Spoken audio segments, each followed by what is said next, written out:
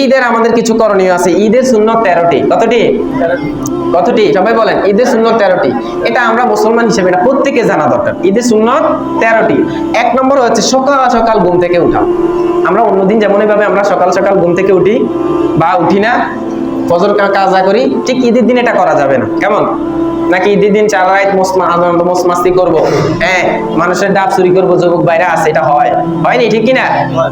যুবক বাইরা আছে, এই দিন মনে হয় যে আজকে তাদের ঈদ, রাইট ঈদ। দেখো, মুসলমানদের ঈদ তো হবে, ঈদগাহে যাই কোলাকুলি করবা, সবাই মুসাফা করবে, আনন্দ তো হবে সেখানে। আজকে তাদের ঈদ, আজকে রোজা মুখনে আসছে, মিষ্টান্ন পান করবে, মিষ্টান্ন খাবে, সবাই ঈদ ভাগাভাগি করবে। কিন্তু ওই বেরোজগারের ঈদ হচ্ছে রাইট, ঠিক না? ওই ডাব চুরি করবো, ওই বইবে আড্ডা মারবো, নামাজ পড়বো না, এরপরে কি করবো, হোটেলে ঘুরবো, ঠিক না? এটা হচ্ছে বেরোজগারের ঈদ। এই জন্য আমরা এই খাসলত গুলো থেকে আমরা দূরে থাকবো তো ইনশাআল্লাহ। যাই হোক, আমরা যার অভ্যাস আছে তার ভিতরে লাগবে, আমাদের তো ভিতরে লাগার কোনো মানেই ওঠে না। ঠিক আছে, তাহলে ভাইজান আমরা একটু কথা বলি, আমরা একটু চুপ করি, আমি শেষ করে দেব। 2 নম্বর হচ্ছে, প্রথমে হচ্ছে সকাল সকাল ঘুম থেকে উঠবো। 2 নম্বর হচ্ছে মেসওয়াক করা। যেহেতু মেসওয়াক আল্লাহ রাসূল সাল্লাল্লাহু আলাইহি সাল্লাম একটা দায়ী সুন্নাত। রাসূল সাল্লাল্লাহু আলাইহি ওয়াসাল্লাম মৃত্যুর পূর্ব সময় মেসওয়াক করছেন। মৃত্যুর কিছুক্ষণ আগেও তিনার শক্তি নাই, কি শক্তি নাই মেসওয়াকটার আগা একটু চাবাই মেসওয়াক করা। কিন্তু তিনি কি, তিনার কন্যা ফাতেমা রাদিয়াল্লাহু তাআলা আনহা, তিনি কি করছেন, মেসওয়াকটা চাবাই দিয়েছেন, তারপরে তিনি মেসওয়াক করছেন। এইজন্য আমরা ওই দিন মেসওয়াক করব। মেসওয়াক করার গুরুত্ব অনেক বেশি। যে তারপরে গোসল করাটা সুন্নত। গোসল তো আমরা সবাই করি ইনশাআল্লাহ, গোসল করা সুন্নত। তারপরে শরীয়তসম্মত সাজসজ্জা করা। যেভাবে সাজসজ্জা করলে আমার মানানসই হবে, এমন সাজসজ্জা করবে না যেটা দেখলে মানুষে ব্যঙ্গ করবে। ঠিক আছে? তো আমরা তো সাধারণত পাঞ্জাবি পরি, টুপি পরি, যা যা পড়ার দরকার এগুলোই। শরীয়তসম্মত সাজসজ্জা করা। তারপর সুগন্ধি ব্যবহার করা। যেহেতু সুগন্ধি আল্লাহ রাসূল সাল্লাল্লাহু আলাইহি সাল্লামের একটা কি ফেভারিট, আল্লাহ সাল্লাল্লাহু আলাইহি সাল্লাম পছন্দ করতেন সুগন্ধিকে। সুগন্ধি ব্যবহার করা, সুন্দর পোশাক পরিধান করা। যেহেতু আমাদের সবাই আমরা চিন্তা করি নতুন পোশাক, কথা বলিয়েন না বাবা, কথা বলিয়েন না, সবাই আমরা চিন্তা করি নতুন পোশাক। কি পোশাক? নতুন পোশাক। আসলে নতুন পোশাক বলা হয় না, বলা হয়েছে সুন্দর পোশাক, পবিত্র পোশাক। সবাই আমরা চেষ্টা করি যদি নতুন হয় তো আলহামদুলিল্লাহ, কিন্তু সুন্দর পোশাক পরার কথা বলা হয়েছে।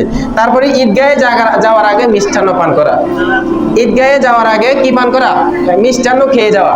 ঈদগাহে যাওয়ার আগে কি করা? একটু মিষ্টি মুখ করা। আমরা সাধারণত মিষ্টি খাই বা খেজুর খাই, তবে খেজুর খাওয়াটা সুন্নত। ঈদগাহে যাওয়ার আগে 1টা 2টা 3টা বেজোর আমরা খেজুর খাওয়া যাবো ইনশাআল্লাহ।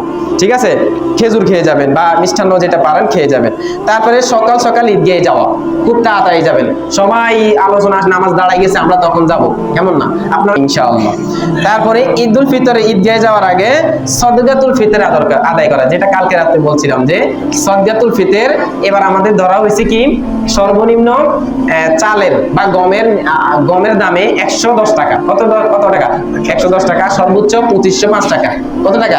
2505 টাকা। এখন কথা হলো, এটা হচ্ছে আমাদের খাবারটা দিয়ে দেওয়া মূল বিষয়। যেমন 5টা জিনিস দ্বারা সদকাতুল ফিতর দেওয়া হয়। একটা হচ্ছে গম, আটা, খেজুর, কিশমিশ, পনির। বুঝছেনি? যাই হোক, এই 5টা জিনিস দিয়ে, এই 5টা জিনিসের দাম অনুযায়ী কি আমাদের কি এক সা, মানে এক এইভাবে সা বলতে বলা হয়েছে যে সা বলতে সা, হাদিস শরীফ আছে সা, এক সাও, মানে এইভাবে ধরলে যতগুলো আসে হাতের মধ্যে, এতগুলো পরিমাণ যে দামটা হবে সেই দামটা হচ্ছে আমাকে সদকাতুল ফিতর দিতে হবে। এখন পনির যদি আমি এতগুলো নিই, সেই পনির সেই দামটা যতগুলো হবে সেটা হচ্ছে দাম।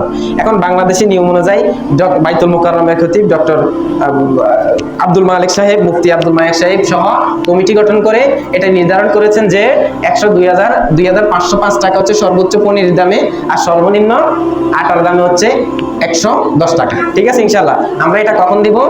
আগামী আজকে কত রোজা? 27 রমজান, 28 রমজান, অর্থাৎ 28 রমজানে তারাবির পর করে আমরা দিয়ে দিব। হয়তো 29 রমজান বা 30 রমজান নাও হতে পারে। ঠিক আছে তো ইনশাআল্লাহ। তারপর সদকাতুল ফিতরটা আমাদের আদায় করে দিয়েন। ঠিক আছে? ছোট বড় সবাইটা যদি বাবা পারে সন্তানের পক্ষ থেকে দিবেন, সন্তান প্রত্যেকে দিবেন, যাদের যাকাত, যাদের উপরে খরচ। ঠিক আছে তো ইনশাআল্লাহ। তারপরে ঈদগাহে নামাজে যাবার একদিক দিয়ে যাওয়া, আরেক দিক দিয়ে আসা। কি বলছি? ঈদগাহে একদিক দিকে, ডান দিক দিকে ধরেন এক রাস্তা দিয়ে গেছেন, আরেক রাস্তা দিয়ে ফিরে আসছেন, এটা হচ্ছে সুন্নত। এখন আপনার যদি অন্য দিকে রাস্তা না থাকে তখন কি করবেন? আপনি ওই রাস্তা দিয়ে চলে আসবেন। তবে ডান দিকে গেলে আপনি ওই পরের ডান দিকে আসবেন, ঠিক আছে? রাস্তা তো দুই সাইড, কয় সাইড? এক সাইড দুই সাইড, তাহলে এই ডান একদিকে গেলে আবার আসতে তো সাধারণত ওই ডান দিকে পড়ে, ঠিক না? হ্যাঁ ইনশাআল্লাহ। তাহলে যাওয়ার আগে একদিক দিয়ে যাওয়া, আরেক দিক দিয়ে আরেক রাস্তা দিয়ে আসা, এটা হলো 11 নম্বর। 12 নম্বর হলো হেঁটে হেঁটে যাওয়া। আমরা কেউ গাড়ি দিয়ে যাবো না, হেঁটে হেঁটে যাওয়া সুন্নত। হেঁটে হেঁটে যাওয়া, ঈদগাহে হেঁটে হেঁটে যাওয়া সুন্নত, ঠিক আছে তো ইনশাআল্লাহ। আপনি চাইলে অসুস্থ থাকলে গাড়ি দিয়ে যেতে পারেন, সেটা ভিন্ন কথা, ঠিক আছে? এবার আসেন 13 নম্বর, তাকবীর পড়তে পড়তে যাওয়া। তাকবীর পড়তে পড়তে যাওয়া 13 নম্বরটা হচ্ছে কি?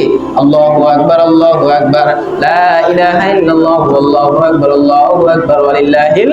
এই কথাটা বেশি বেশি করুন। আল্লাহ মহান, আল্লাহ মহান, আল্লাহ মহান, লা ইলাহা ইল্লাল্লাহ, আল্লাহ ছাড়া কোনো উপাস্য নাই, আল্লাহু আকবার, আল্লাহ মহান, ঠিক আছে? ওমা আলাইনা ইল্লাল বালাগ। বরাবর টাইমে আমি শেষ করতে পারছি, এই জন্য নিজেকে ধন্যবাদ দিই, ঠিক আছে তো ইনশাআল্লাহ? কথা রাখছি। ওমা আলাইনা ইল্লাল বালাগ। যারা ঈদের সময় এই 13টি সুন্নত আমরা পালন করার চেষ্টা করবো ইনশাআল্লাহ।